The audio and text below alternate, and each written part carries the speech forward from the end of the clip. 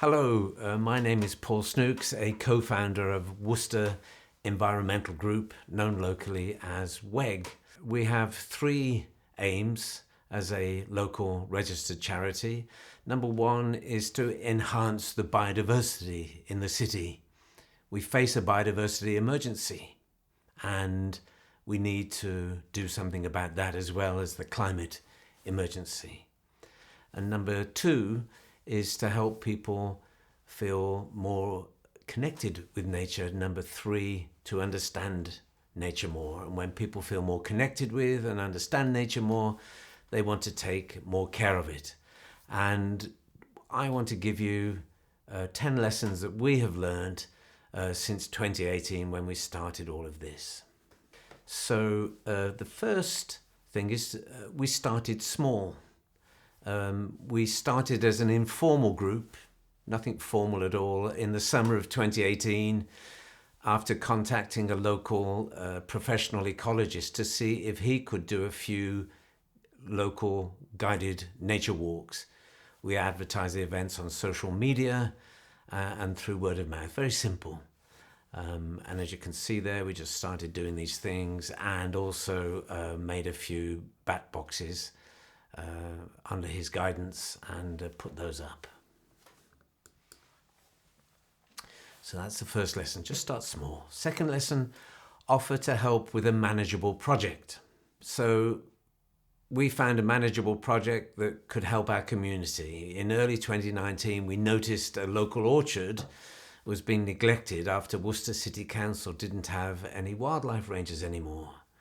It took a while to find out who we needed to contact in the City Council so that we could start undoing years of neglect. We simply offered to clear the scrub that had grown in the fruit cages.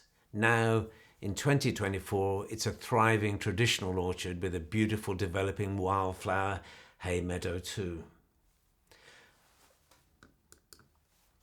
Our third lesson that we've learned is to network. We noticed that the fields next to the traditional orchard were turning back into scrub. Although scrub's wonderful for habitat for wildlife, developers, the public and the planning department often see scrubland as wasteland ripe for developing. Through our own network, we sought the advice of a grassland specialist who advised us that the whole area could be turned into a wildflower hay meadow. This could be done over several years by replicating the traditional hay meadow regime of cutting and removing the hay at the end of each summer. Without that expertise and advice, we wouldn't have known what to do. We formed a steering group of the most amazing ecologists and experts to advise us. We couldn't shut them up. We then had a bit of a track record with the City Council having saved the orchard. We got their permission to clear all the scrub and ragwort so that a farmer could come in and cut the hay. So that was our third lesson. Our fourth lesson, be a can-do group, not a protest group.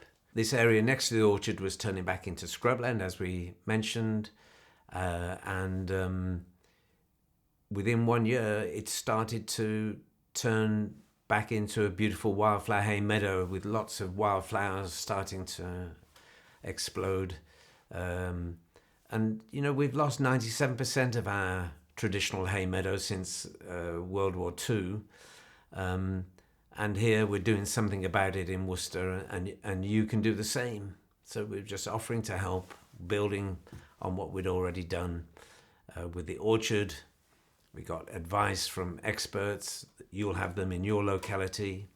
Ask them for help. You'll be surprised. If you don't ask, the answer is definitely no. In our experience, when you ask, people just come forward and help. The results were just amazing. As I mentioned, look at all those beautiful wildflowers that started to... This is without planting anything.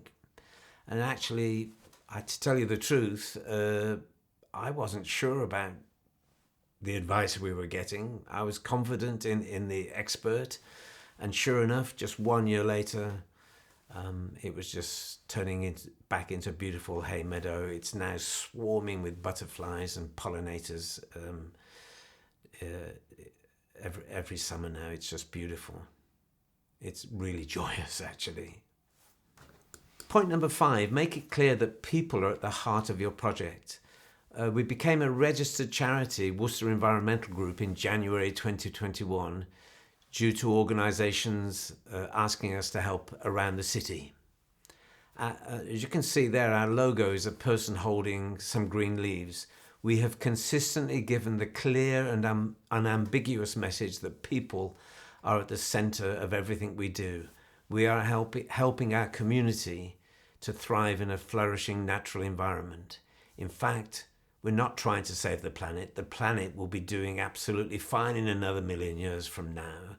This is about us being able to be part of nature, and without a healthy planet, we cannot survive. We give a message of hope for a better future. Lesson number 6 is to be doggedly persistent. In 2020, we were known as the Villages Environmental Group before we became a charity, because we were focused on projects in Warndon villages in Worcester.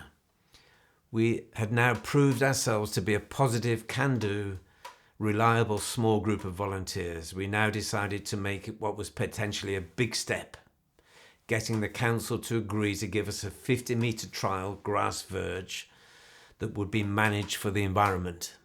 The city and the parish council had for decades insisted on all the verges being kept neat and tidy, as it was their perception that this is what the residents expected. It wasn't easy, but they reluctantly agreed. And look at the results of our first trial wildflower verge. And this is without planting a single wildflower. It was just waiting to be simply cut once a year and the clippings removed. This reduces the fertility, and this is the niche that our hay meadow wildflowers need to thrive. It's astonishing, isn't it? We did a lot of communicating to make this understood by residents.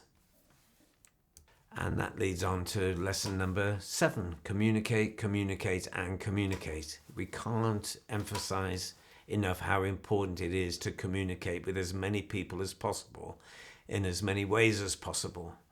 The only message people have had for decades is that everything must be neat and tidy at all costs. In our experience, when you fully engage with people and give them a positive message of hope that we can have more bees, more birds, bats and butterflies, if it's just not neat and tidy, then most people get on board. We communicated with posts, with carvings, as you can see there in those photographs, QR codes, notice boards, social media, shows and fetes, presentations, word of mouth, local newspapers and radio stations. So it really, really has an impact. We didn't expect the message to be so well received. Lesson number 8, keep picking yourself up. You will get knockbacks again and again and again. We did, and we still continue. They hurt. You don't like them. Nobody likes those knockbacks. So that you get discouraged. You want to give up. We suggest you take a breather, get up off the floor and have another go. Eventually you will see a pattern emerging. You've been through this before and you got through it. You know that given a few days you'll be back on your feet. It's really worth it. Look at the results. We've had so many wonderful things, so many wonderful events, and we've enhanced the biodiversity and really got the community connected with nature. Success breeds success. We started off, as you remember, with that one simple project with an informal group in 2018. We became a registered charity in January 2021. Since then, we've established several wildflower hay meadows, lobbied the City Council to declare a biodiversity emergency, enhanced the biodiversity in many green spaces, created hundreds of wildlife habitat boxes, planted and maintained thousands of trees and edible hedge saplings, engaged with many local organisations, involved hundreds of volunteers, created a 12-mile wildlife circular corridor around Worcester called Wild About Worcester Way. So we're well known now locally as the environmental charity that are doing some wonderful things in the city. And finally, lesson number 10, inspire with hope. There's enough eco-anxiety around it. It paralyzes people. An inspiring message of hope for a better future where we can thrive together in a flourishing natural environment is the way forward. One person can make a real difference. Yes, you. Please join us. Together we can really create a better future. And here are the 10 lessons we have learnt with Worcester Environmental Group, and we hope that it helps and inspires you to do something the same in your locality.